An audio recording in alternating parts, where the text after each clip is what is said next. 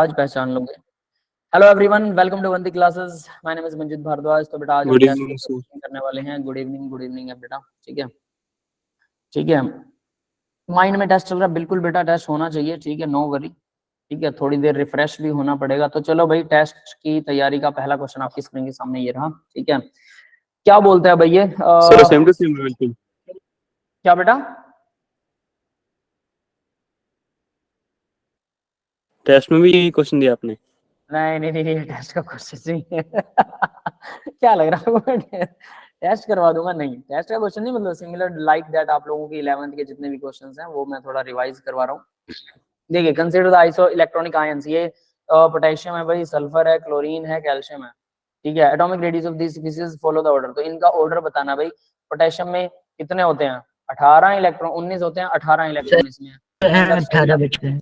इसमें भी 18 है, इसमें भी 18 है और 20 होते हैं, इसमें भी 18 है। सब में 18 इलेक्ट्रॉन्स हैं। तो सभी के सभी स्पीशीज आइसो इलेक्ट्रॉनिक है। तो जो आइसो इलेक्ट्रॉनिक होते हैं जिसपे पॉजिटिव चार्ज होता है वो सबसे छोटा होता है साइज में, याद रख लेना। 2 पॉजिटिव सबसे छोटा, पोटेशियम दूसरे नंबर पर आएगा। फिर 1 नेगेटिव और 2 नेगेटिव है। ऑब्वियस है, 1 नेगेटिव का साइज थोड़ा छोटा होगा, 2 नेगेटिव का और बड़ा हो जाएगा। ऐसा शेल नंबर अगर सेम हो, ये भी याद रख लेना, शेल सेम होनी चाहिए। यहाँ सबकी शेल नंबर सेम है, तो उस हिसाब से ऑर्डर कौन सा होना चाहिए? फर्स्ट वाला। कैल्शियम सबसे बड़ा साइज है कैल्शियम का, छोटा नहीं होगा। छोटा होना चाहिए कैल्शियम का। तो कैल्शियम का सबसे छोटा होगा भाई, है ना? सेकंड होगा। ये आ रहा है, एक ये आ रहा है। ठीक है, कैल्शियम सबसे छोटा। थर्ड होगा। थर्ड वाला सर, जिसमें H2 माइनस। फिर 2 नेगेटिव, फिर क्लोरीन 1 नेगेटिव, फिर 1 पॉजिटिव, फिर 2 पॉजिटिव। क्लियर है बेटा सबको? Yes sir. ठीक है, नेक्स्ट देखो, value of the van der Waals constant a and b for a gas depend upon. तो वंडरवाल कांस्टेंट ए क्या होता है भाई? Attraction force. So volume, attraction, molecules का अट्रैक्शन फोर्स होता है ए। देखते हैं बेटा, रुको। और बी क्या होता है भाई? Volume, volume of gas molecules. Gas का वॉल्यूम नहीं है, गैस के मॉलिक्यूल का वॉल्यूम है, तो वो बी होता है ना। तो देखो भाई, अट्रैक्शन फोर्स किस पर डिपेंड करेगी? ए एन स्क्वायर था। ए एन स्क्वायर मतलब बाय के बी माइनस करते बी से, और बी में से वी में से बी माइनस। मेरी बात सुनिए, अगर मैं बात करता हूँ किसी ऐसी गैस की जो पोलर है, जैसे NH3 है ना, अमोनिया, और अगर मैं नॉन पोलर गैस की बात करता हूँ, हाइड्रोजन, तो भाई अट्रैक्शन फोर्स अमोनिया में जल्दी होगा, जल्दी लिक्विफाई होगी, इसमें कम होगा, है ना। तो ये बहुत लेट लिक्विफाई होती है, तो यानी गैस टू गैस बदल जाता है ये। तो अट्रैक्शन फोर्स की वैल्यू अलग अलग आएगी। बी क्या होता है? Volume of molecule. ये भी तो गैस पर डिपेंड करेगा। यस सभी वॉल्यूम। तो फोर्थ आंसर, गैस टेकन, जो गैस ली उस पर डिपेंड करेगा, ना मोल पे, ना वॉल्यूम पे, ना प्रेशर पे। क्लियर है बेटा? सर एक बार और कोई इनपुट कर दो। दोबारा बताऊं, देखो ए क्या होता है? Attraction force. तो भाई मॉलिक्यूल्स के बीच में अट्रैक्शन फोर्स कौन सी है? ठीक है, NH3 है, दूसरा NH3 है, दोनों के बीच में अट्रैक्शन फोर्स हमें पता है स्लाइटली पॉजिटिव स्लाइटली नेगेटिव होता है। इसमें भी स्लाइटली पॉजिटिव स्लाइटली नेगेटिव। तो इसके अंदर क्या है? नेगेटिव पॉजिटिव चार्ज, मतलब डाइपोल मोमेंट और डाइपोल फोर्स है। डाइपोल है ना, दोनों में डाइपोल फोर्सेस हैं, तो दोनों के अंदर ये अच्छा अट्रैक्ट करेंगे। हाइड्रोजन में क्या होता है? हाइड्रोजन के मॉलिक्यूल्स तो आसानी से अट्रैक्ट होने वाले नहीं है, क्योंकि सिमेट्रिकल होते हैं। तो इसमें क्या आएगा? लंदन और डिस्पर्शन फोर्स। तो इसको लिक्विफाई करना मुश्किल होगा, क्योंकि इनकी फोर्स ऑफ अट्रैक्शन कम है, इसकी फोर्स ऑफ अट्रैक्शन ज्यादा है। गैस बदलने पर फोर्स ऑफ अट्रैक्शन कम या ज्यादा हो सकती है। तो ए जो है वो डिपेंड करेगा अट्रैक्शन फोर्स, यानी कि वो गैस के ऊपर डिपेंड करेगा कौन सी गैस ली गई है। और उसके बाद बी क्या होता है? मॉलिक्यूल का साइज। तो भाई अगर आप बहुत बड़ा मॉलिक्यूल ले रहे हैं, जैसा कि अमोनिया है, इसमें 3 हाइड्रोजन तो एक मॉलिक्यूल में, और H2 में सिर्फ एक मॉलिक्यूल में 2 ही हाइड्रोजन है, तो साइज किसका बड़ा होगा? अमोनिया का या हाइड्रोजन का? अमोनिया का होगा। ये भी गैस जो हमने लिए उस पर डिपेंड करेगा, प्रेशर पर, वॉल्यूम पर और मोल पर डिपेंड नहीं करने वाला। जो गैस ले रहे हो आप, taken different gases have different volume, तो डिफरेंट वॉल्यूम और डिफरेंट अट्रैक्शन फोर्स होती है सभी की। तो गैस जो हमने ली है उस पर डिपेंड करेगा, ना कि किसी और चीज पर। ठीक है बेटा, क्लियर है? Yes sir. नेक्स्ट देखो, which of the following contains both electrovalent and covalent bond. दोनों ही है, कोवैलेंट और इलेक्ट्रोवैलेंट। CH4 में कोवैलेंट है सारे, H2O2 में कोवैलेंट है। 4Cl और नन ऑफ दीज। NH4Cl का स्ट्रक्चर नीचे बना रखा है सॉल्यूशन में, कोवैलेंट बॉन्ड है। और दूसरा इलेक्ट्रोवैलेंट बॉन्ड कौन सा होता है? NH4 और मतलब Cl में मतलब आयनिक, आयनिक बॉन्ड होता है ये, सीधा याद रखना, ionic bond, this is ionic bond. तो ये आयनिक बॉन्ड होता है भाई, सीधी साफ चीज, ठीक है, दैट्स इट। तो इलेक्ट्रोवैलेंट दोनों है इसमें NH4 में। नेक्स्ट क्वेश्चन देखो भाई जरा, ये क्या कहता है ना, 1.5 meter solution of acetic acid, molar है मीटर सर। नहीं है सॉरी, मोलल है ना, छोटा सर। मीटर लगा मुझे, ठीक है। Acetic acid 1 is mixed with 3 molal solution of the acetic acid 2। एक तो है 1.5 मोलल है, दूसरा सर 3 रिकॉर्डिंग हो मोलल है। भी रही है क्या? To prepare the 2 molal, recording नहीं हो रही सर्चिंग क्या? का बटन दिखा सर। हो रही है, हो रही है सर। हो रही है। ये क्या हुआ आपको, ऐसा क्यों लगा? सर मैं स्क्रीन पे सर्चिंग ही दिखा रहा कई देर से। सर्चिंग दिखा रहा है? हम्म। क्या सर्चिंग दिखा रहा है? वो गोल गोल घूमे जा रहा है बस, लाल बटन तो अच्छा, नहीं नहीं, मेरी तरफ से डन है, आप वाली साइड कोई बात नहीं है, ठीक है। तो भाई हम कहाँ थे, हाँ, prepare 2 molal solution, m is molality of the solution, select the correct option. तो 2 मोलल बनाने के लिए ये किया गया। Mass ratio of solvent mixed 1/2 is 1/2। Mass ratio solvent mix 1 and 2 2/1। Mass ratio solvent mix 109 और 59, अब ये बिल्कुल ही अलग आ गया है ना। फोर्थ वन है 59 और 109। समझ में आया भाई? सर वो मोलर मास के हिसाब से दे रखा है, नीचे वाला लग रहा है मास रेशियो ऑफ सॉल्यूशन में। जो भी है। तो कैसा निकलेगा, देखो मोलैलिटी का सॉल्यूशन देगा।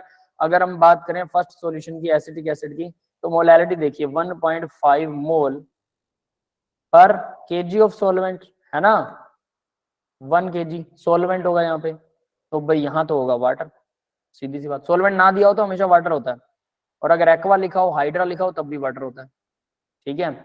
हाइड्राइड आयन जो है वो अलग होता है, हाइड्राइड H नेगेटिव, और हाइड्रा वाटर, एक्वा वाटर, याद है ना। लिथियम एल्यूमिनियम हाइड्राइड का आप लोग नाम नहीं पहचान सके थे, याद होगा? यस सर, याद है यस सर। सर। हाइड्राइडो लिखा हुआ था वहां पे, हाइड्राइडो। अब ये हाइड्राइडो मतलब H नेगेटिव आयन की बात कर रहा था, ये हाइड्राइड वाटर नहीं था वो, ठीक है ना। Okay sir. जब ऐसे क्वेश्चंस हम करते हैं, फोकसली करते हैं, यही एक चीज होती है कि जब बच्चे गलती करते हैं तो हम लोग फिर उनको याद करवाते हैं कि आपने ये चीज गलत की। यानी प्रोसेस क्या है पता है? प्रोसेस, आप लोग क्वेश्चन लगाइए। अब कई बार बच्चों के नंबर नहीं बढ़ते हैं ना, तो बच्चे बोलते हैं सर हम ये भी कर रहे हैं वो भी कर रहे हैं, ठीक है। आप लोगों ने क्वेश्चन लगाए, क्वेश्चन लगाने के बाद आपने कुछ गलत किए, कुछ सिली मिस्टेक्स की, या कुछ कॉन्सेप्ट भूल गए। अब टीचर का काम क्या कि जो गलत किए ना वो बच्चे के टीचर के सामने आने चाहिए, फिर टीचर उन्हें बोलेगा कि देखो बेटा ये गलत कर रहे हो आप, इस कॉन्सेप्ट पे फोकस करो, ये याद होना चाहिए। उसको 2 या 3 दिन बाद दोबारा से वही कॉन्सेप्ट याद करवा दो। अब मैं आपको अपनी एक आदत बताता हूँ, और मेरी इस आदत के बारे में मेरे एक टीचर ने मुझे बताया था कि that's the very great thing why you are intelligent, ठीक है। मैं इंटेलिजेंट था भाई अपनी क्लास में। तो देखिए, मैथ का एक पेपर हुआ जिसके अंदर मेरे 100 आउट ऑफ 100 मार्क्स आते थे जनरली। एक बार टीचर ने 2 नंबर काट लिए बस ऐसे ही, ना कोई बात नहीं। तो मैंने टीचर से पूछा, कहते तेरे को हर बार 100 आउट ऑफ 100 आ रहे हैं, मैं नहीं देने वाला भाई तेरे को, हर बार 100 कैसे दे दें। मैंने कहा ठीक है कोई बात नहीं, 98 दे दो, पर कोई गलती है तो बता देना मुझे। नेक्स्ट टाइम मुझसे एक गलती हुई, मैथ के क्वेश्चन में मुझसे एक गलती हुई, और टीचर ने गलती पकड़ ली। मुझे 9th क्लास की बात है, मुझे 10th के एंड में टीचर ने पूछा कि तुझे याद है तेरे एक बार नंबर कम आए थे और तेने गलती की थी, कौन सी गलती थी वो? मेरे को क्वेश्चन भी अच्छी तरह से याद था। क्वेश्चन देखिए, इस क्वेश्चन में मैंने यहाँ पर ये मिस्टेक की थी, इसकी वजह से आंसर मेरा गलत आया था। तो चलो, मुझे क्वेश्चन ही याद था 1 साल बाद, इट्स नॉट कि 1 डे बाद, 1 साल बाद। सेम पैटर्न मेरा साइंस में, मैथ में, इंग्लिश में, मैं पूरा पेपर बच्चों को पहले एग्जाम पेपर दिखाते थे कि देख लो अपनी गलतियां। हर एक गलती को मैं याद रखता था कि यार यहाँ पर ये मिस्टेक कर दी, यहाँ पर 90, 95, 97 ऐसे परसेंटेज में नंबर आते थे। छोटी मोटी गलतियां होती थी, वो 6 महीने बाद भी याद रहती थी। वही चीज अगर आप लोग अपनी गलतियां याद रहते हैं कि पिछले पेपर में मैंने ये गलती की थी, वाला क्वेश्चन गलत हो गया था, क्यों हुआ था, मेरे को आता नहीं था, ये कॉन्सेप्ट नहीं आता था, तो वो आपको 6 महीने बाद याद रहना चाहिए। अगर इतना फोकसली आप उस क्वेश्चन को कर रहे हैं, डेफिनेटली 10 क्वेश्चन गलत हो गए सपोज केमिस्ट्री के, 20-30 क्वेश्चन में से 10 नहीं आते आपको, तो इस क्वेश्चन पेपर में 10 के 10 नए कॉन्सेप्ट सीखोगे, 10 के 10 नए क्वेश्चन सॉल्व करोगे। अगर समझ नहीं आ रहा तो मेरे पास भेजिए, अगर आपको देख के सॉल्यूशन समझ में आ गया तो इसका मतलब अब आपको नेक्स्ट टाइम याद रहना चाहिए 6 महीने तक। अगर आपको याद नहीं रह रहा, बस समझ के छोड़ दिया, मतलब आपने प्रैक्टिस कम की है या उस पर सोचा कम है, कुछ भी कह लो उसे, ये अगर उसी, या फिर क्या करो, अगर आपको इतना डीपली नहीं याद होती आपकी गलतियां, कोई बात नहीं, जो कॉन्सेप्ट गलत हुए उन कॉन्सेप्ट के ऊपर वैसे ही 10-10 क्वेश्चन हर कॉन्सेप्ट पे करने, मतलब 100 क्वेश्चन सोल्व कर लो। अब 10 गलतियां तो 100 क्वेश्चन सोल्व करो, ये तो बहुत मुश्किल हो जाएगा क्या सर? तो फिर उन 10 क्वेश्चंस को बहुत अच्छे तरीके से डीपली याद करो, उनके ऊपर एक एक 2-2 क्वेश्चन सोल्व करके देख लो, या फिर उन्हीं क्वेश्चंस को 5 दिन बाद फिर से रिपीट कर दो, 10 के 10 क्वेश्चंस को, फिर 5 दिन बाद फिर से रिपीट कर दो, 10 दिन में 2 बार repeat, and that will be all, है ना? दूसरी रिप्लाई, अगर एक गलती ठीक करो दूसरी रेडी हो जाती, कोई खास बात नहीं बेटा, दूसरी को भी नेक्स्ट टाइम ध्यान रखो, तीसरी कितनी बार गलतियां करो, कॉन्सेप्ट तो वही रिपीट होंगे, चीजें तो वही है। तो देखो भाई ये मोल पर लीटर आ गया इसका, है ना, मोल पर केजी ऑफ सॉल्वेंट। नेक्स्ट वाला सेकंड सॉल्यूशन में उसने कितना दिया, 30, वो 3 मोल है, तो 3 मोल, है ना, पर 1 kg सॉल्यूशन। अब नेक्स्ट वाला कितना है, ठीक है, प्रिपेयर 2 मोल सॉल्यूशन मोलैरिटी का, इन दोनों को आपस में मिक्स कर दिया, और जो थर्ड सॉल्यूशन हमें बनाना है वो हमें 2 मोल पर 1 kg बनाना है।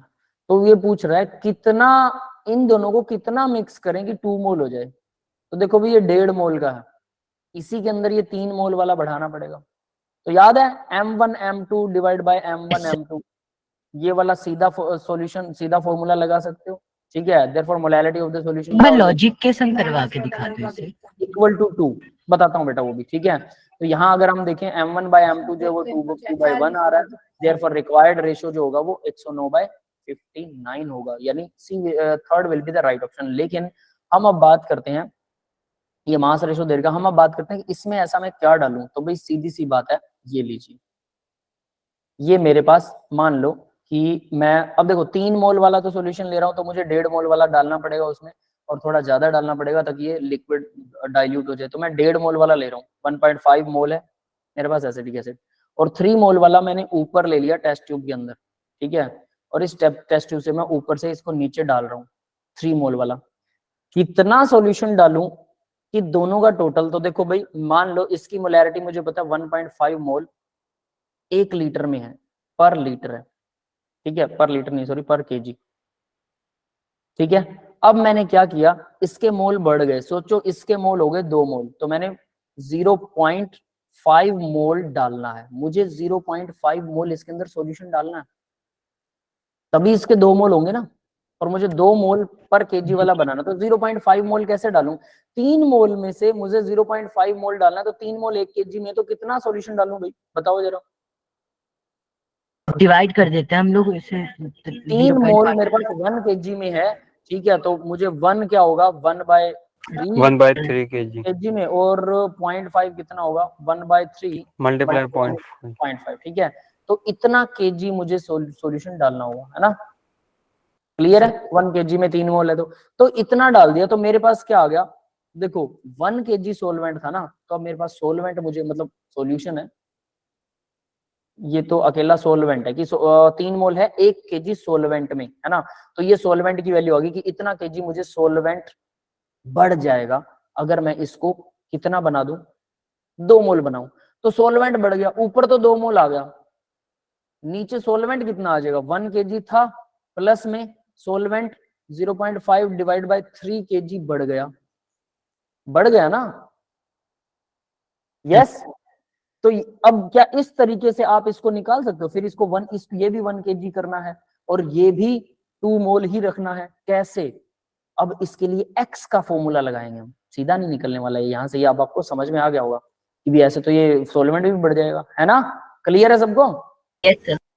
तो सोचो कि मेरे पास 1.5 मोल पर केजी था, है ना, 1 kg में, तो मैंने यहाँ पर x मोल ऐड कर दिया, x मोल पर केजी जो भी है वो मैंने ऐड कर दिया, ठीक है, कुछ मोलैलिटी का, x मोलैलिटी का सॉल्यूशन ऐड कर दिया। तो देखो अब क्या होने वाला है, मुझे दो मोलैलिटी का चाहिए ना, तो पहले था 1.5 मोल सोलवेंट, कितने 1 kg सोलवेंट के अंदर था। अब मेरे पास कितना है 1.5 मोल, तो ये है, प्लस में x मोल मैंने बढ़ा दिए ना x मोल, पर यहां पर भी याद रखना x मोल पर केजी, सपोज दैट मैंने x मोल पर केजी यहां पर सॉल्यूशन बढ़ा दिया, तो कुछ सोलवेंट भी बढ़ा, डेफिनेट सी बात है। तो सोलवेंट को मैं y केजी मान लूं, ये समझ में आया। सर लेकिन उसमें तो 3 मोल दे रखा है ना एक्स के लिए। 1.5 माइनस एक्स लिख के और प्लस के एक्स बाय के वॉल्यूम कर देते हैं तो अरे वो तो फिर सीधा हो ही जाएगा, ये ऐसे करके ये सीधा निकल रहा है ना। आप लोग कह रहे हो उसको सिंपल तरीके से बताऊं, तो मैं कुछ और मेथड लगा रहा हूँ कि इसको कैसे हम बना सकते हैं। एक्स मोल पर लीटर जो कि हमारे पास, चलो ठीक है, इसको अगर आप ये मान रहे हो कि इसको ये 3 मोल है, 3 मोल पर लीटर पर केजी, 1 केजी 3 मोल के बराबर। मैं अब इन दोनों को जोड़ना चाहता हूं और मेरे पास आना चाहिए 2 मोल पर 1 केजी। तो इसका कितना अमाउंट डालूं? तो मान लो कि इसका मैंने एक्स अमाउंट डाला, ठीक है, ये भी 1 केजी था। दोनों को अगर जोड़ूंगा तो कितना हो जाएगा भाई? ये तो बन गया 4.5 मोल डिवाइड में 2 केजी, और ये मिलना चाहिए 2 मोल पर 1 केजी। यहाँ पे एक सर कुछ लेट करना पड़ेगा, एक V1 और एक V2 लेट करना पड़ेगा आपको नीचे। वही चीज मैं कह रहा था कि मान लो कि ये चीज इतनी डाली तो इतना सॉल्वेंट साथ में आ गया, ठीक है। तो यहाँ ये बात समझ में आ गई कि मैं क्या लेट कर रहा था? Yes sir. ठीक है, तो ये है 1 केजी और इसके अंदर मैंने डाल दिया सपोज x मोल मैंने डाला, ठीक है, और उसके साथ सोलवेंट भी जो था वो y केजी सोलवेंट जो है वो इसके अंदर मिक्स हो गया। तो ये कितना आ गया? इक्वल 2 मोल पर 1 केजी। सपोज ये बन गया 2 मोल पर 1 केजी बन गया टोटल सॉल्यूशन। तो क्या ये दोनों जुड़ेंगे? नहीं, ये भी जुड़ेंगे। जब इनको डिवाइड करेंगे तो देखो क्या आएगा, ये y केजी। यहाँ पर अगर पहले मैं सीधा माइनस कर देते हैं सर। किसको? 2 मोल में से 1.5 बाय के 1 केजी इक्वेशन में सीधा माइनस हो जाएगा कोफिशिएंट, मतलब नीचे डिनोमिनेटर। सर 2 मोल में से 1.5 मोल बाय के 1 केजी, इसे उस साइड में ले जाएंगे। ठीक है, ये कर लेते हैं 1.5 डिवाइड बाय 1 केजी और माइनस में आ गया 2 मोल divide by 1 KG equal minus का x बाय वाई मोल पर केजी, ऐसा। तो अभी अगर मतलब करेंगे इससे कितना पड़ेगा? ये तो नहीं बनने वाला। सोचो भाई इसको सिंपलेस्ट तरीके से कैसे कर सकते हैं, है तो किसी के पास आइडिया? या फिर हम लोग 3 मोल वैसा का वैसे ही रहने दें और नीचे जो वॉल्यूम है ना वो लेट कर, मतलब मास लेट कर लेते हैं, कितना कितना मास डालना है वन सॉल्वेंट का। मास, अकेले मास से कि मान लो x मास मैंने डाल दिया सॉल्वेंट का सर और m जैसे m1 का मास लेट कर लिया और m2 का भी मास लेट कर लिया नीचे सॉल्वेंट का। बोलो। सर इसमें तो मोलारिटी दिया हुआ है ना, मोलारिटी तो वो केजी में तो गिवन ही है मास ऑफ सॉल्वेंट। वही मैं आपसे पूछ रहा हूँ कि चलो ठीक है, जो गिवन आपको लग रहा मेरी अप्रोच ही समझ में नहीं आई, छोड़ दो फिर, कोई बात नहीं, ठीक है। इसको दूसरे तरीके से कैसे किया जाता है? ये तो ठीक है, resulting molality of the solution क्या होनी चाहिए भाई? 1.5 m1 3 m2 divide by m1 plus m2, ठीक है, ये सॉल्वेंट्स का डिवाइड हो जाएगा तो इनका रेशो आ गया 2/1 जब इसको सोल्व करते हैं। ये तो सीधा आ गया 2/1। अब इसका अगर हम रिक्वायर्ड रेशो अगर वो निकालते हैं मास का रेशो, तो मास का रेशो फिर अपने आप एसिटिक एसिड का रेशो निकाल लो, 2/1 में कितना आएगा, ठीक है। ये तो सीधा हो गया। बट मैं क्या कह रहा हूँ कि आपके पास अगर ये चीजें दी हुई हैं और आप कितना लिक्विड में कितना मिला रहे हो आप, और कैसे निकलेगा? शायद इसका आंसर डायरेक्टली नहीं आएगा क्योंकि कुछ टर्म्स इसमें मिसिंग है, इसीलिए उसने रेशो निकाला है। लेकिन क्या रेशो से भी हम उसको सोल्व कर सकते हैं सिंपल तरीके से? मैं ये पूछ रहा था। रेशो समझ में आ गया होगा, उसने रेशो कैसे निकाला? सर आ गया सर, है ना, उसका मास m1 है, दूसरे का मास जो है वो m2 है, दोनों का मास जुड़ जाएगा, टोटल मास केजी के अंदर सॉल्यूशन का मास हो गया, है ना। और ऊपर उसने क्या जोड़ा? मोलैरिटी जोड़ दी दोनों की, बस। तो वो रेशो आ गया, उस रेशो से उन्होंने ऐसा कुछ रेशो निकाला 2/1, यानी कि 60 दूना 120 होता, तो लगभग ये वाला रेशो आ गया। अब ये 2/1 के हिसाब से तो ऐसा रेशो बन रहा है। समझ में आ गया होगा भाई? तो आंसर ये आएगा, ठीक है। लेकिन इसको सिंपल तरीके से करके देखना, बहुत मजेदार क्वेश्चन आएगा ये। मैं इस पर ज्यादा टाइम नहीं लगाने वाला। नेक्स्ट क्वेश्चन देखते हैं। आपको ये सीधी अप्रोच समझ में आ रही तो बहुत बढ़िया। The amount of the arsenic pentasulphide AS2S5 arsenic pentasulphide है, इसका amount that can be obtain when 3.5 और 35.5 gram arsenic acid 35.5 gram arsenic acid treated with excess of H2S के साथ ट्रीट कर दिया in the presence of concentrated HCl, ठीक है। Assuming 100% conversion, ये सोचना कि पूरा का पूरा कन्वर्ट हो गया, तो हमें रिएक्शन आनी चाहिए। रिएक्शन नीचे लिख रखी है, ये एसिड की रिएक्शन है, H3AsO4 H2S HCl के साथ ये बन रहा है, और सोचो ये 100% कंज्यूम हो रहा है। बैलेंस होनी चाहिए इक्वेशन, चेक कर लेना बैलेंस है या नहीं है। गिवन एटॉमिक वेट आर्सेनिक का 75 दे रखा है, और निकालना क्या भाई, सर बैलेंस ही नहीं है, 5 हाइड्रोजन अमाउंट कम है। कैन अच्छा बी ऑब्टेन। तो अमाउंट ऑब्टेन करना है जब इसको 35.5, तो देखो ये हमारे पास दे रखा 35.5 ग्राम, 35.5 ग्राम ये है। H2S एक्सेस में है और HCl प्रेजेंस में है, तो बताओ भी ये बैलेंस है क्या? नहीं सर। नो सर, 6 हाइड्रोजन नहीं, कम है नो, सर। तो फिर क्या करें, इसके 3 मोल H2 ऐड करेंगे। आपको ये पता होना चाहिए। देखो चलो अगर इसका वो हमें बैलेंसिंग कम से कम अगर नहीं आती है तो फिर गड़बड़ हो जाएगी, सोचो फिर कैसे सर होगा। बैलेंसिंग के लिए AS2 है तो फिर हम वहां 2 लगेगा, AS2 हो गया, S5, तो क्या S5 आ रहा है, ये सर एक्सेस S5 भी नहीं है सर वहाँ यहाँ पे। पर 5 लगा दिया। चलो बाई प्रोडक्ट क्या बन रहा है हमें उससे कोई मतलब नहीं है। अब सल्फर 5 हो गए, इससे भी कोई दिक्कत वाली बात नहीं है। मैं हमें एक ही चीज चाहिए था, ये कितना भी एक्सेस में हमारे पास, ये भी एक्सेस में, कोई दिक्कत नहीं है, तो खैर एक्सेल वो काम करेगा। यहाँ पर कम से कम 2 मोल से कम 1 मोल बनेगा, अभी ठीक है ना ये यस ये सर। समझ में आया। सल्फर कितना भी हो कोई दिक्कत नहीं है, एक चीज बैलेंस करनी है, 2 मोल से 1 मोल बनेगा। इसका मोलर मास कितना है 70, H3 75 और 3 H3AS और O4 कितना हो जाएगा, 3 + 75 + 64 कितना आ गया बेटा टोटल, 7 दूना 14, 150 सर। 150, 4 5 4 9 और 3 12 और 7 13 और 1 14, 142 ग्राम पर मोल है ना, 142 ग्राम पर मोल। तो देखो भाई ये 1 मोल का अमाउंट है, तो हमें पता 1 मोल 2 मोल से इतना बनता है, ठीक है, यानी कि इसका डबल कर दो, 142 मल्टीप्लाई में डबल इतना ग्राम। अगर हमारे पास H3AsO4 हो तो कितना बनता है, 1 मोल हमारे पास बनता है AS2O4। अमाउंट बताना ना इसका, तो इसका भी भाई निकालो कितना बनेगा, 75। हम इसका 1 मोल गया सीधा लेंगे, और 75 का डबल, और सल्फर कितना होता है 32, 32 मल्टीप्लाई में 5 दूना 10 15 और 1 16, 160 और 150, 310, 310 ग्राम यस सर। पर मोल है ना, ये क्या है 310 AS2 और सर 384 हो। 1 ग्राम से कितना बनेगा, 310 डिवाइडेड बाय 142 मल्टीप्लाई, आपकी आवाज कट रही है बेटा, मल्टीप्लाई में 2 आ जाएगा, और हमें बनाना है 35.5 ग्राम। 284 होगा ना, तो क्या मल्टीप्लाई बाय 2 किया ना आपने, किसका मल्टीप्लाई में 2 किया, ये रहा। तो हमें पता है 2 मोल से 1 मोल बनता है ना, तो 2 मोल मतलब इतने ग्राम H3AsO4 होगा, तो 1 मोल मतलब 310 ग्राम ये बनेगा, ठीक है। तो 35 पॉइंट से कितना बनेगा, समझ में आया या नहीं आया? 1 मोल बनता है आ गया। और हमें यस सर। 35.5 दे रखा है ग्राम। 5 ग्राम से बनाना है सर।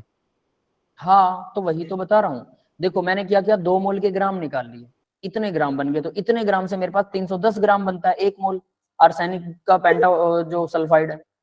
अब 1 ग्राम से कितना बन रहा है वो मैंने निकाल लिया, और 35 से कितना बनेगा, सीधा क्वेश्चन है यार, कुछ गड़बड़ है? नहीं सर, आपने मास में निकाल दिया, वहां पे मोल में है।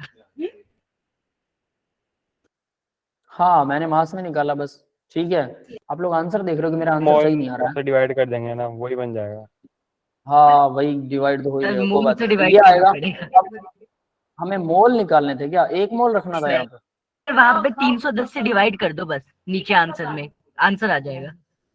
हाँ कट गया वो 35/142 का डबल, 35.5 142 का डबल। यहाँ तो हमारे पास 2 क्यों आ रहा है अभी फिर? सर वो 1/8 लाने के लिए 1/8 मोल AS2/के S5 बनेंगे, मतलब 1 मोल। अच्छा उसको ऐसा कुछ कर रहा है वो, POAC का कुछ फालतू लफड़ा, ठीक है समझ में आ गया होगा भाई। तो ये इतने मेरे पास क्या आएंगे, सीधे सीधे इतने ग्राम आ गए, इतने ग्राम मेरे पास क्या बनेगा, ये आर्सेनिक पेंटासल्फाइड बन जाएगा। अब इतने ग्राम है उसको मोल में कन्वर्ट कर लो भाई, मोल कितने आएंगे उसके, इसी को 130 और 310 से डिवाइड कर दें, 310 कैंसिल हो जाएगा, तो हमारे पास मोल कितने आ जाएंगे, 35.5 डिवाइड बाय 2 इंटू 142 कितना आ गया भाई? आंसर निकालो इसका। 8 सर दे रखा सही आ रहा है? सर, सही है। सही है, बस ठीक है। ठीक है भाई, तो इन्होंने क्या अप्रोच लगा रखी है पता है? इनिशियल मोल इन्होंने निकाल लिया given mass by molar mass, तो ये 1/4 मोल है इसके। अप्लाइंग पीओएसी 1/8 कर दिया कि 2 के लिए 1 चाहिए, तो 1/4 की जगह 1/8 कर दिया, बस बात खत्म। ठीक है, समझ में आ गया सब? ज्यादा दिमाग, बात तो एक ही है, ज्यादा दिमाग लगाना पड़ेगा। हाँ, चॉइस आपकी बेटा, दोनों तरीके से कर सकते हो, कोई दिक्कत नहीं है। नेक्स्ट देखो भी, एक बहुत बड़ा सारा क्वेश्चन है। An unknown gases, hydrocarbon and oxygen gas are mixed with volume 1:7 are exploded। तो भाई अननोन गैसियस हाइड्रोकार्बन और ऑक्सीजन को मिक्स कर दिया, हाइड्रोकार्बन जल रहा है, याद रख लेना। ठीक है, the resulting mixture upon the cooling occupied A volume of VmL, half of which got absorbed in aqueous KOH। तो क्या बोल रहा है वो? जो रिजल्टिंग मिक्सचर था उसको ठंडा किया गया, ऑक्यूपाई ए वॉल्यूम, उसका V वॉल्यूम है, उसका आधा जो है वो एब्जॉर्ब बाय KOH, KOH से आधा एब्जॉर्ब हो गया। और एब्जॉर्ब कार्बन डाइऑक्साइड, मतलब KOH कार्बन डाइऑक्साइड एब्जॉर्ब करता है, सिंपल सी बात है। ठीक है, हाफ KOH मतलब आधी कार्बन डाइऑक्साइड एब्जॉर्ब कर ली, and the remaining half was absorbed in alkaline pyrogallol solution absorb oxygen. तो ये ऑक्सीजन को एब्जॉर्ब कर लेता है pyrogallol. Assuming all volumes to be measured under identical conditions, सभी आइडेंटिकल कंडीशन में हैं, तो बताइए the molecular formula of the hydrocarbon can be C2H6। आज की क्लास कैसे बेटा? नहीं 8 बजे तक ही है, 8:30 तक तो नहीं है। ठीक है 8:30 तो पिछली वाली भी नहीं थी सर, क्या?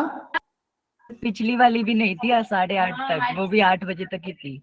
हाँ चलिए। नहीं सर, वो टाइमिंग ऐसा दे दिया ना, अच्छा, तो मुझे हर्षित लगा सर की कि आप क्लास बताओगे। आज वैसे आप एक बार एक चीज बता समझ दीजिए, गया, बट हर्षित सर की क्लास नहीं है क्या? अब ये मेरी क्लास होती है बेटा, वो 8:15 बजे मुझे स्टार्ट कर देनी पड़ती है, तो वो इस वजह से। ठीक है, इस क्वेश्चन को देखते हैं, ध्यान से देखिए जरा। मॉलिक्यूलर मास ये होगा, resulting mixture obtain bye cooling 50% oxygen 50% carbon monoxide by mole, और मॉलिक्यूलर फॉर्मूला हाइड्रोकार्बन का C3H4 होगा, ये थर्ड राइट ऑप्शन है इसका। Molecular mass of the hydrocarbon definitely less than 28 U unified mass. कैसे निकलेगा? तो आप लोगों को मैंने ये वाला फॉर्मूला करवाया था, यस सर, आपने आपने बताया था सर, बहुत CHYH+Y/4, लंबी चर्चा चली है इस पे सर।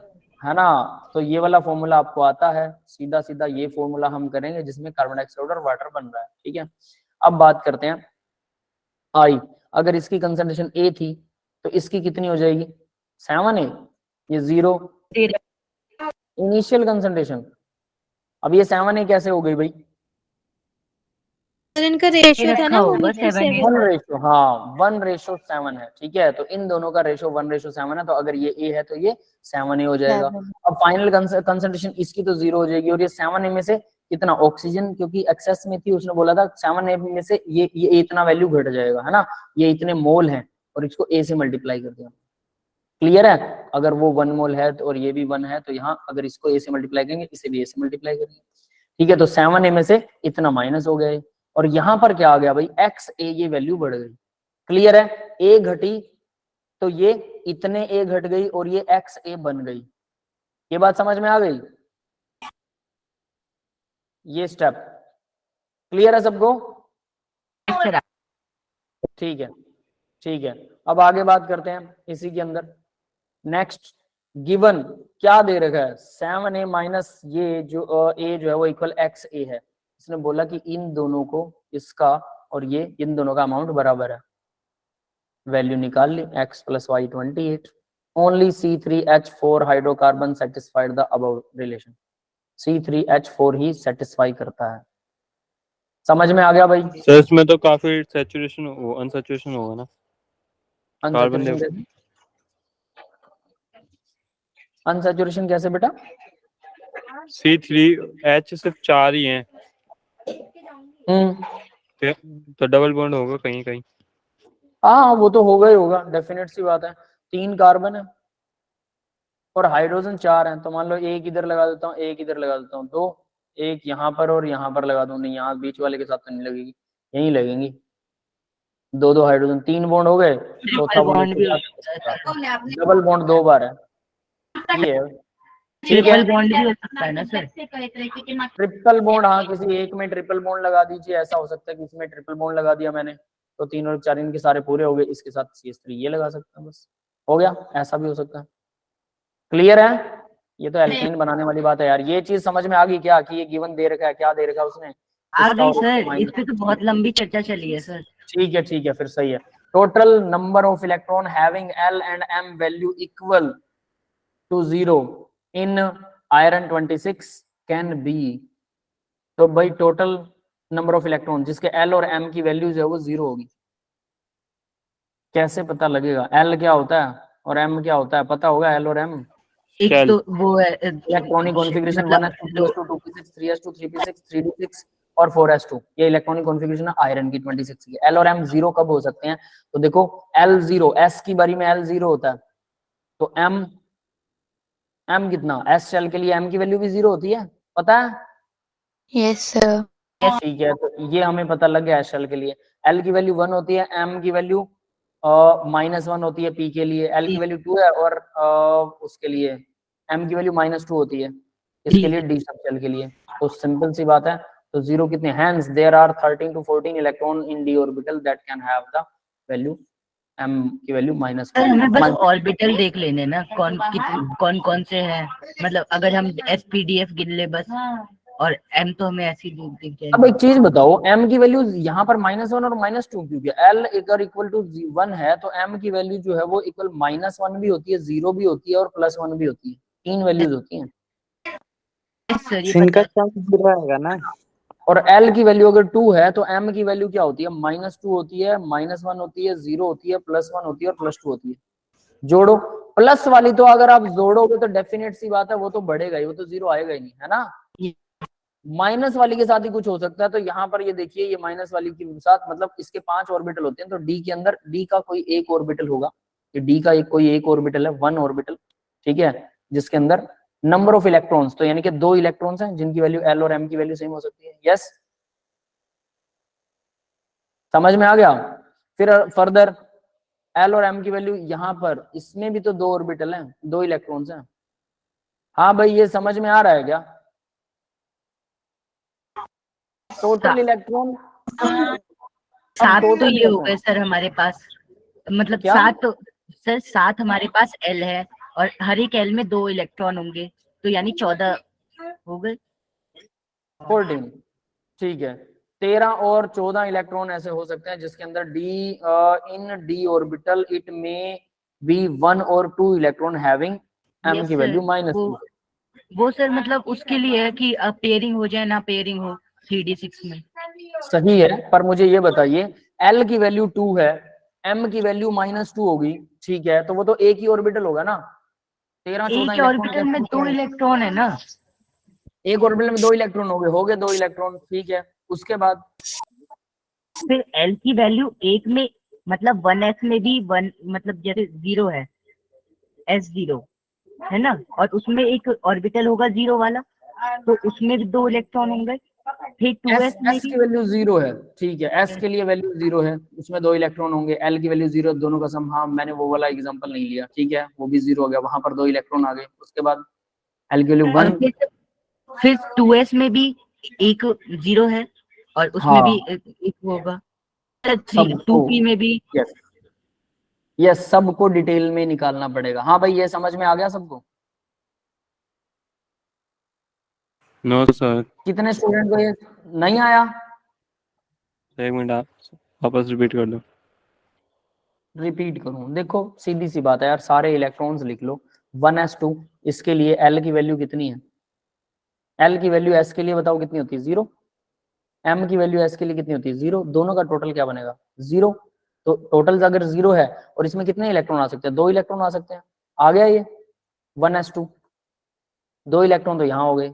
फिर इसके बाद L की वैल्यू, अब L की वैल्यू 2s के लिए देख रहे हैं, 2s के लिए, ये 1s के लिए थी, 2s के लिए इसकी भी 0 है, M की वैल्यू यहाँ पर भी 0 होगी 2s के लिए, इलेक्ट्रॉन इसमें भी 2 आ सकते हैं, ठीक है। फिर 2p के लिए, 2p के लिए L की वैल्यू कितनी होगी भाई, 0, m की वैल्यू कितनी होगी? एल की वैल्यू 1 m होगी की सर। वैल्यू वन होगी ना एल की ठीक वैल्यू। है ठीक है ठीक है, p के लिए 1 होती है, ठीक है।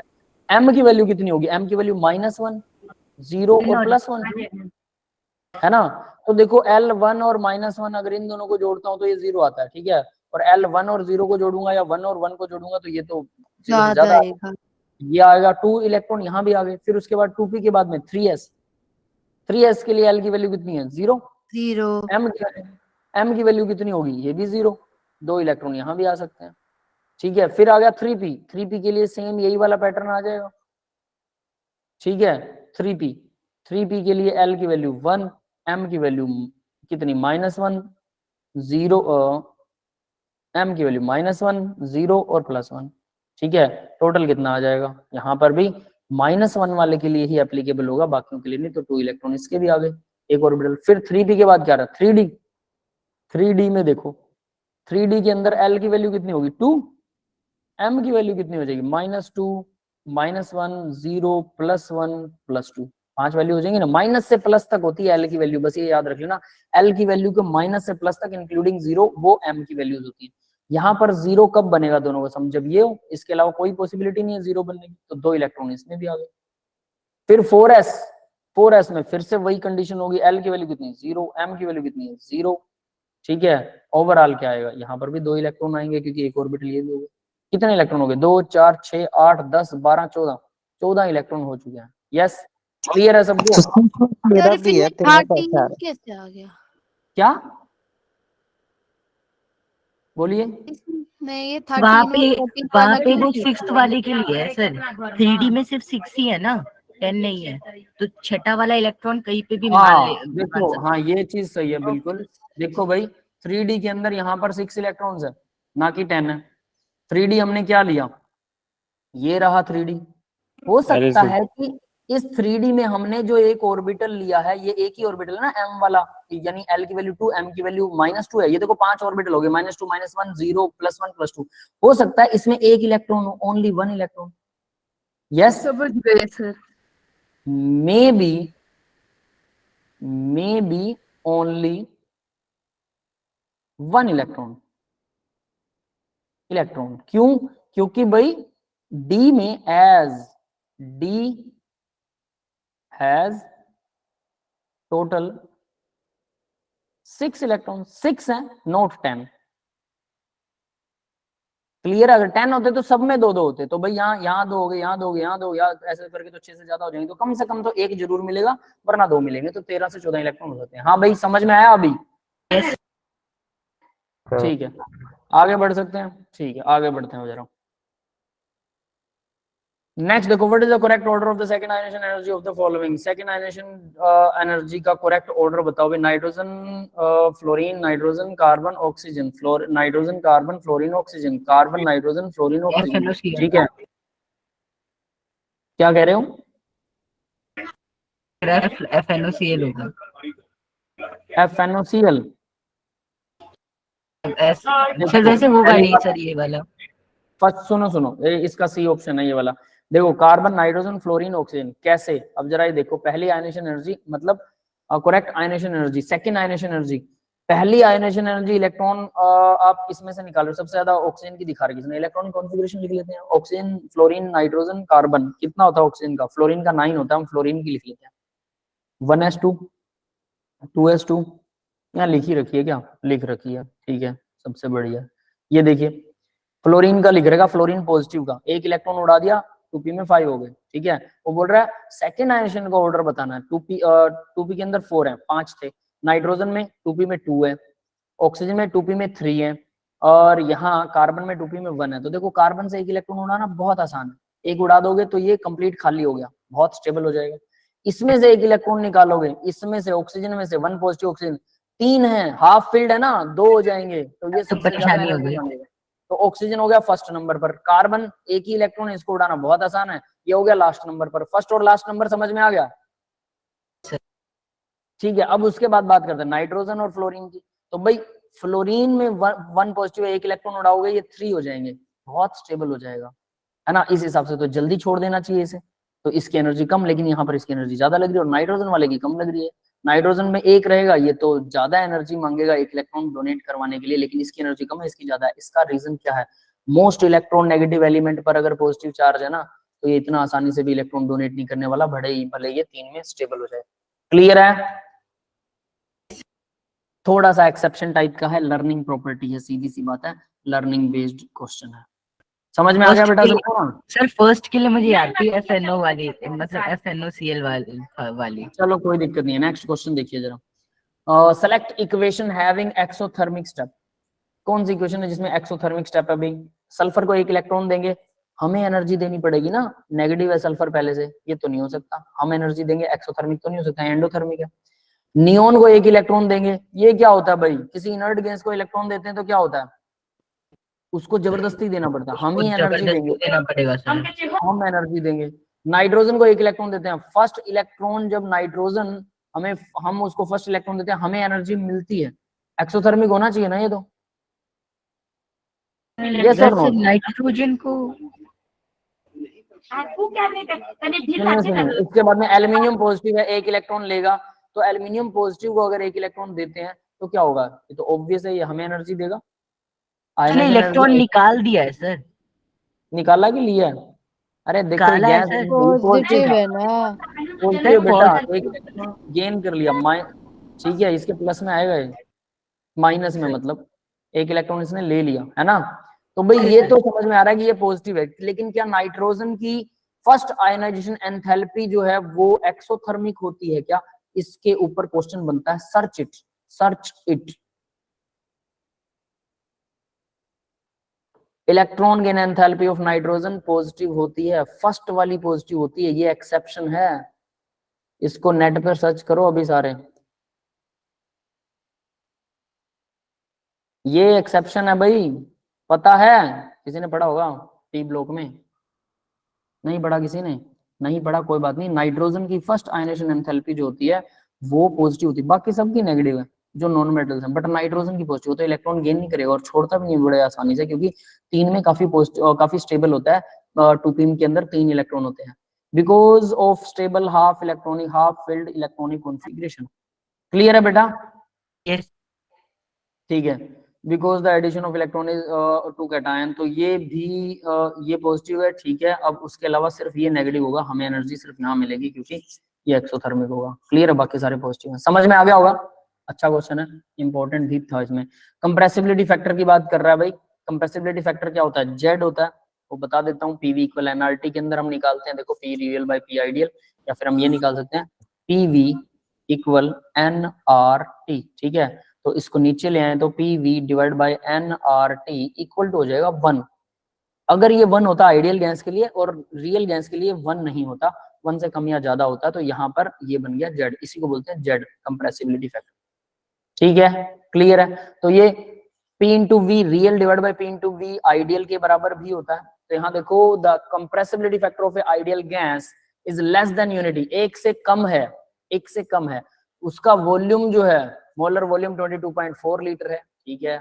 देयरफॉर 273 केल्विन वॉल्यूम जो है वो 22.4 लीटर है, ठीक है। अच्छा फिर से आ गया, देयरफॉर P ज्यादा होगा 1 एटमॉस्फेयर, P इक्वल 1 एटमॉस्फेयर है, P कम होगा 1 एटमॉस्फेयर से, P इक्वल 2 एटमॉस्फेयर है। Answer is this one, P कम है 1 एटमॉस्फेयर से। कौन मुझे एक्सप्लेन करेगा व्हाई? बताओ भाई।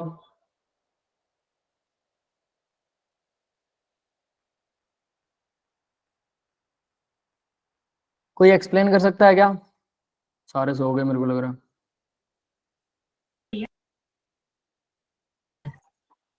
अचानक से मैंने सुना नहीं सर, आपने क्या बताया? ये बात है, पीवी बाय एनआरटी जेड होता है या P real by PM real by PM ideal gas? आपने अभी बताया कि पीवी बाय एनआरटी 1 होता है जब आइडियल गैस होती है, और PV by nRT smaller than, मतलब जब स्मॉलर देन होता है 1 तो उसको जेड ही बोलते हैं, तो फिर वहां से कैंसिल। स्मॉल या बिगर भी हो सकता है बेटा, स्मॉल या बिगर हो सकता है। लेस देन यूनिटी, यूनिटी से कम है। The compressibility factor of A gas is less than unity, एक से कम है वो, ठीक है। देयरफॉर प्रेशर जो है वो एक से ज्यादा होगा या एक से कम होगा, ये है क्वेश्चन। डायरेक्टली प्रोपोर्शनल तो कम ही है। पीएम अगर मतलब सेम रहेगा, वॉल्यूम यहाँ पे बोल कांस्टेंट रहा वॉल्यूम कांस्टेंट है, तो सर और यहाँ पे तो सीधी सीधी बात है ना सर। तो डायरेक्टली प्रोपोर्शनल पीवी हो जाएगा। पी आइडियल तो आपने प्रेशर बताया। से कम होगा। देखो ये चीज देख लो यार, n नंबर ऑफ मोल है, सेम है, नंबर ऑफ मोल उसने वही वॉल्यूम सेम ले रखा है, r की वैल्यू सेम रहती है, टेम्परेचर भी फिक्स ही रहेगा, ऑब्वियस सी बात है, ये 273 कर रखा है, ये सारे फैक्टर तो सेम है। अब वो क्या कह रहा है, PV by nRT, nRT same है, प्रेशर को पूछ रहा है, वॉल्यूम उसने फिक्स कर दिया 22.4 लीटर। अब वो कह रहा है इन दोनों को डिवाइड करने पर अगर 1 आए, सपोज अगर 1 आए, तो वो क्या कह रहा है कि प्रेशर 1 से कम होना चाहिए कि ज्यादा, अगर प्रेशर 1 से कम होगा तभी तो ये टोटल वैल्यू कम होगी तभी ना, तो सर ये हाँ ये 1 मोल के लिए दे रखा है, जो वॉल्यूम है वो 1 मोल के लिए 22.4 लीटर। ठीक है, तो प्रेशर अगर 1 एटमॉस्फेयर से, लीटर कब होता है, जब एटमॉस्फेरिक प्रेशर होता है, वॉल्यूम 22.4 लीटर किसी गैस का तब होता है एट 1 एटीएम पर। अगर 1 एटमॉस्फेयर वॉल्यूम है किसी गैस का तो उसका वॉल्यूम वो क्या होगा, 22.4 लीटर पर वो 1 मोल होगी। तो 1 मोल मतलब n की वैल्यू भी दे दी उसने, t भी दे दिया, r भी दे दिया, v भी दे दिया, वो 1 मोलर है। तो प्रेशर अगर मैं 1 से कम कर देता हूँ, प्रेशर दोनों की मल्टीप्लाई कम आ जाएगी, नीचे वाली टर्म तो सेम रहेगी लेकिन मल्टीप्लाई कम हो जाएगी, जिसकी वजह से पीवी बाय एनआरटी की वैल्यू z से कम हो जाएगी, 1 से कम हो जाएगी। समझ में आ गया? यस।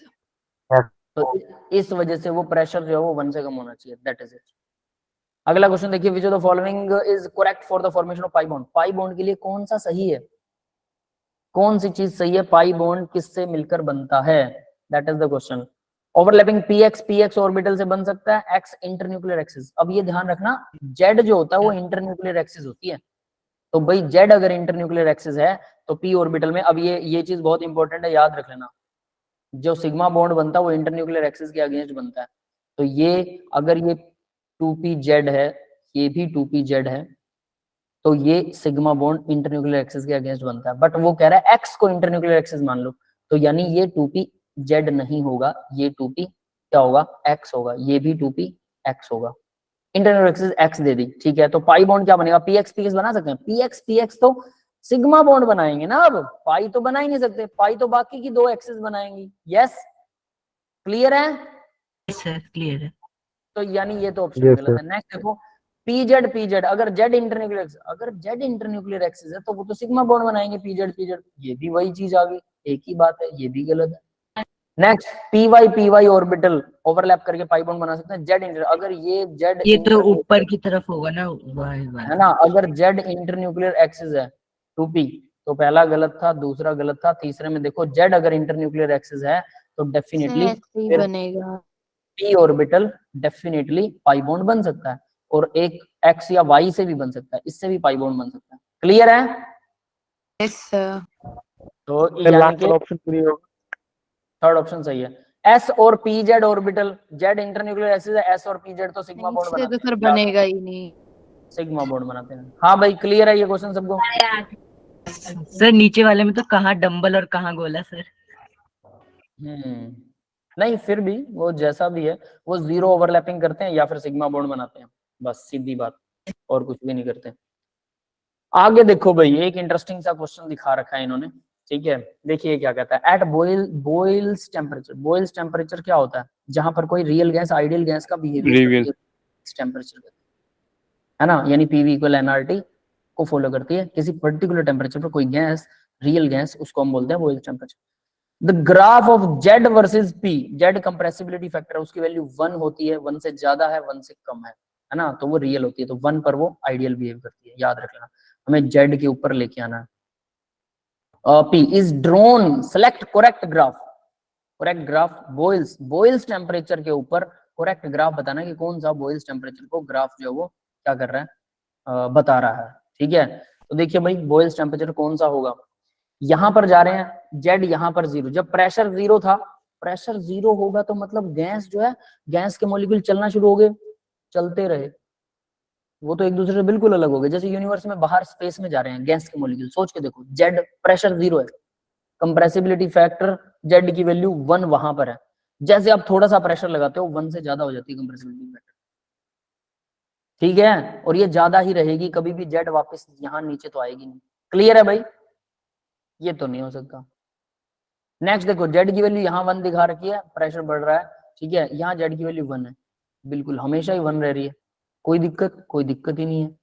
इस तरफ जेड इंक्रीज हो रहा है, इस तरफ डिक्रीज हो रहा है, ये तो पता ही है। प्रेशर कितना भी बढ़ा दो, जेड की वैल्यू हमेशा 1 रहती है। ऐसा हो सकता है क्या कि जेड की वैल्यू 1 ही रहे? वो आइडियल बिहेव नहीं करेगी। Sir, every pressure, No, sir. कोई भी गैस आइडियल बिहेव करती ही नहीं है, तो ये तो पॉसिबल ही नहीं है। नेक्स्ट देखो, थर्ड ऑप्शन क्या कहता है, ये बोल रहा है जेड की वैल्यू 1 है, यहाँ पर प्रेशर बढ़ाओगे तो यहाँ तक जेड की वैल्यू 1 रहती है, यानी आइडियल बिहेव कर रही है, लेकिन एक सर्टेन प्रेशर के बाद जेड की वैल्यू 1 से ज्यादा हो जाती है, मतलब बिहेवियर आइडियल से अब नॉन आइडियल हो गया।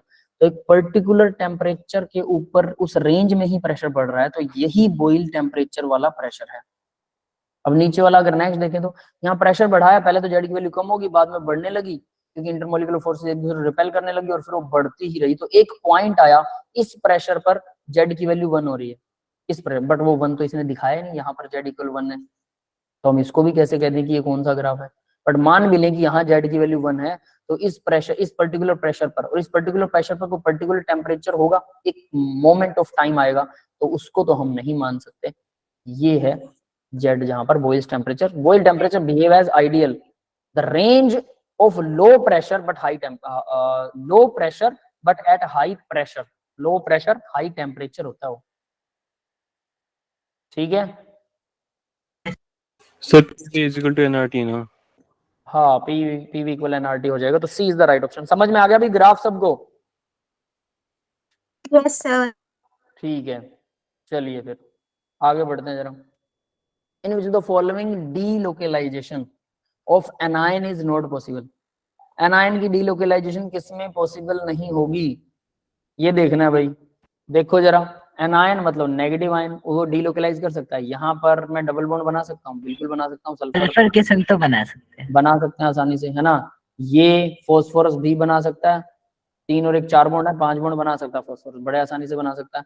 बोरोन के पास में एक वैकेंट ऑर्बिटल हाँ होता सर है, बना होता है ना। सकता है। बोरोन के पास एक वैकेंट ऑर्बिटल होता है 2p, तो ये वैकेंट ऑर्बिटल की वजह से ये भी बना सकता है। ठीक है, ये भी बना लेगा। नेक्स्ट देखो, ऑक्सीजन नाइट्रोजन को डोनेट करे, नाइट्रोजन पर ऑलरेडी नहीं positive sir, already sir nitrogen 3 पहले से, चौथा ऑर्बिटल ही नहीं होता है इसके पास, है ना, इसके पास ऑर्बिटल नहीं होता। This is the right option. Clear है? ठीक है, आगे बढ़ते हैं।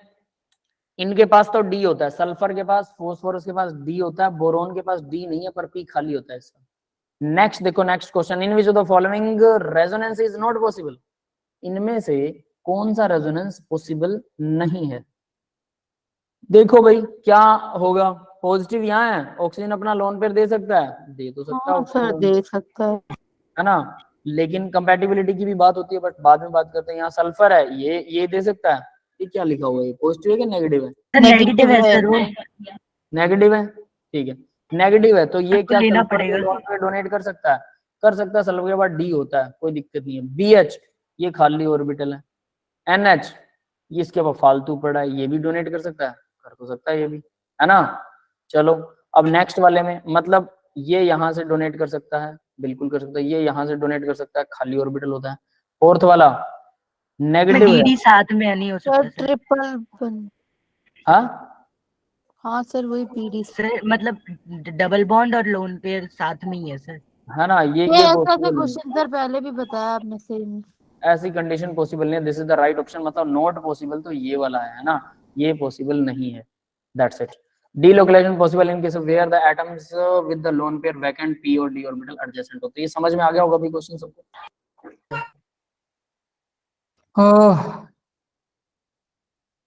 ये अमन क्या बात कर रहे हो, मेरे फ्रेंड्स रहेंगे, क्या चल रहा है भी आप लोगों का? तो ये ग्राफ पूछा गया था, ठीक है, ये ग्राफ अवंती के टेस्ट में हुआ था, बहुत बढ़िया बात। देखो भाई, अगर आप लोगों को ऐसी मेमोरीज होती हैं, टेस्ट वाली मेमोरीज की, ये वाला ग्राफ आया था, हमने क्वेश्चन किया था, और ये कैसे किया जाएगा, यही होती है आपकी पावर ऑफ मेमोरी। इसी को रिपीट करने से बढ़ाना है ताकि मैक्सिमम क्वेश्चन, कुछ क्वेश्चन आपको देखते ही याद हो जाए, देखते ही आ जाए, हम ये कर देंगे। कुछ क्वेश्चन ऐसे होंगे जो देखते ही समझ में नहीं आ रहे, कोई बात नहीं है, लेकिन उनको करने से आ जाएंगे वो, क्योंकि दूसरे क्वेश्चन का पैटर्न आपको आता है। ठीक है, क्लियर है बेटा? चलिए, अब आज हमने क्या क्या सीखा भी पहले तो मेरे को ये बता दो, summarize what we have did, और होमवर्क आपको पता है, अपने वो कीजिए।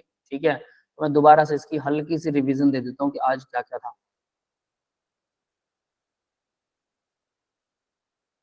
देखो भाई, एक तो आइसो इलेक्ट्रॉनिक स्पीसीज पता लग गए होंगे जिनके सेम इलेक्ट्रॉन्स होते हैं, है ना। रेडियस कैसे कम या ज्यादा होगी सल्फर की, जिसपे 2 नेगेटिव है, इसका थ्योरेटिकल देखो, जिसपे 2 नेगेटिव 1 नेगेटिव 1 पॉजिटिव 2 पॉजिटिव, जिसपे ज्यादा पॉजिटिव होगा वो ज्यादा रेडियस छोटी होगी। नेक्स्ट आइसो इलेक्ट्रॉनिक में वंडरवाल रेडियस, ये वाला क्वेश्चन समझ में आ गया था, ए और बी वाला। ए अट्रैक्शन होता है, बी जो है वो वॉल्यूम होता है। अट्रैक्शन भी गैस पर डिपेंड करेगा कि गैस के मॉलिक्यूल कौन से वो अट्रैक्ट ज्यादा करेंगे या नहीं, और वॉल्यूम ऑफ गैस वो भी मॉलिक्यूल पर डिपेंड करेगा। नेक्स्ट वाले में इसमें कोवेलेंट और आयनिक बॉन्ड पूछ रखा है, ऑब्वियस है वो NH4Cl के अंदर ही मिलेगा।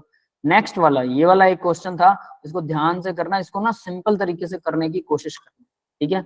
जो मैं आपको बता रहा था कि आप लोग उसको उसमें कितना मिलाएं कि वो इतना हो जाए, इतना मोल मिले, इतना इसके साथ इतना मिले, इतना लीटर मिले, तो वैसा हो जाए। उसको सिंपल जिसको बोलते हैं यूनिटरी मेथड, मैं चाहता हूँ कि इसको आप यूनिटरी मेथड से भी सॉल्व करना सीखें, ताकि ये तो फिर आपको आ ही जाएगा, है ना, रेशो से यहाँ से समझ में आ ही जाएगा। नेक्स्ट, अब ये आर्सेनिक वाला भी सीधा सीधा समझ में आ गया होगा आपको, यहाँ से भी कर सकते हैं और नीचे हमने इसको मोल कॉन्सेप्ट से भी किया है। नेक्स्ट वाले क्वेश्चन में, अब ये क्वेश्चन भी, ये तो क्लियर ही होगा सबको, है ना। हाँ बेटा, ये हम पहले कर चुके हैं ना इसमें। सर आप सर मेजर टेस्ट में होंगे कल? क्या बेटा? कल नहीं। आप मेजर टेस्ट में? नहीं बेटा मेजर, और ये क्वेश्चन भाई ये पिछले वाला आपको रिकॉल हो गया होगा कि एल की वैल्यू जो होती है वो एस के लिए 0, पी के लिए 1, डी के लिए 2, एफ के लिए 3 एंड सो ऑन होती है। और एम की वैल्यू क्या होती है, एल की अगर 0 है तो एम की वैल्यू 0 to 0 ही रहेगी। एल की अगर 1 है तो वो -1 से +1 रहेगी एम की वैल्यू, है ना। 3 वैल्यू, मतलब एल की 1 है, मतलब पी ऑर्बिटल में, और पी सबशेल में 3 ऑर्बिटल होते हैं, तो -1, 0 और +1 3 ऑर्बिटल को डोनेट करता है। ये चीज इसके बेस पर निकालते हैं। ये वाला सम अच्छे से करना, आप लोग गड़बड़ खा रहे थे इसमें। ये तो इलेक्ट्रॉनिक कॉन्फ़िगरेशन के बेस पर, बट ये एक इंटरेस्टिंग क्वेश्चन है कि नाइट्रोजन और फ्लोरीन में थोड़ा कंपटीशन है, फ्लोरीन ज्यादा इलेक्ट्रॉन है, इस वजह से भले ही उसमें 4 है, एक हटाना आसान है, लेकिन फिर भी वो इलेक्ट्रॉन डोनेट नहीं करेगा। और ये एक्सेप्शन वाला क्वेश्चन, अभी नाइट्रोजन 1 इलेक्ट्रॉन गेन करता है तो वो पॉजिटिव होती है, जबकि बाकी कोई नॉन मेटल इलेक्ट्रॉन गेन करती है तो नेगेटिव, हमें मिलती है एनर्जी, ये इसे हमें देनी पड़ती है, जबरदस्ती इलेक्ट्रॉन देना पड़ता है। क्लियर है बेटा? इनविटेशन बेटा मैं भी आऊंगा, चिंता मत करो, जरूर आएंगे, आप लोगों से मिलने आएंगे, ठीक है। और that's all for the today's class, ठीक है। मैं रिकॉर्डिंग ऑफ कर रहा हूँ, फिर आपसे बात करते हैं हम कब मिलने आने वाले हैं आपसे, ठीक है। अभी देखिए